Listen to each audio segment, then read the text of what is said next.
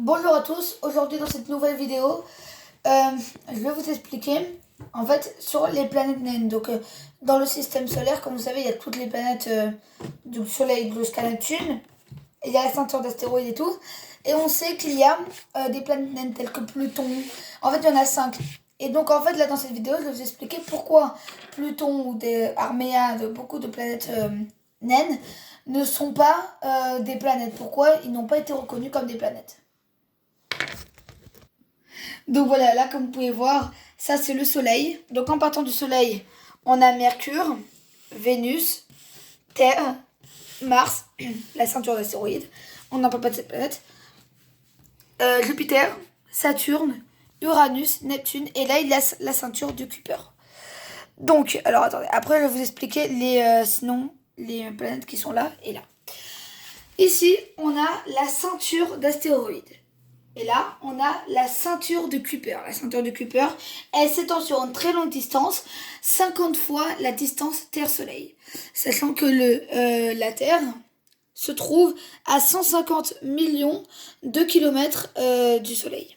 Voilà. Donc, alors voilà, maintenant, dans cette ceinture d'astéroïdes, il y a les planètes naines. En fait, Pluton, là on va partir avec Pluton, il y en a 5. Il y a Pluton, Arméa, Makemake, Eris et Cérès. C'est toutes les planètes.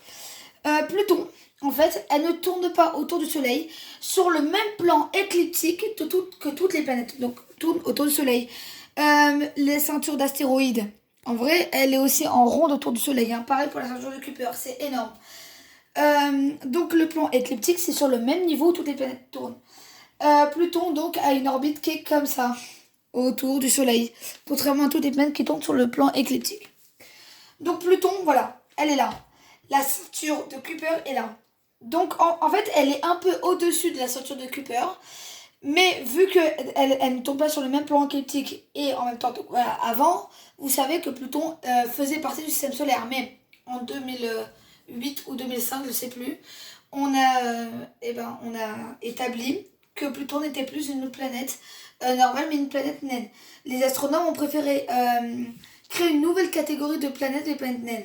En fait, vu que Pluton tourne là, les astronomes ont préféré dire qu'en fait Pluton faisait partie de la ceinture d'astéroïdes. Donc oui, Pluton est beaucoup plus volumineux que les autres corps glacés qui se trouvent là-dedans, parce que la ceinture d'astéroïdes et la ceinture de Kuiper est glacée vu qu'elle est très éloignée du Soleil.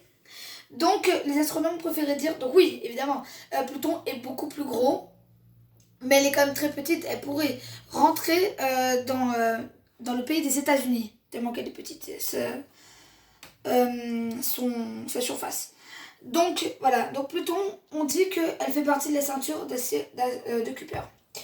Maintenant, il y a Arméa, Eris et Makemake. Alors, elle fait partie, donc là, elles sont complètement dans la ceinture d'astéroïdes, mais dans la ceinture de Kuiper, pardon.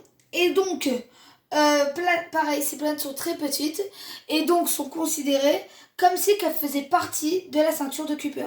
Ici, dans la ceinture d'astéroïdes, on a Cérès. C'est aussi une petite planète qu'on a considéré qu'elle faisait partie de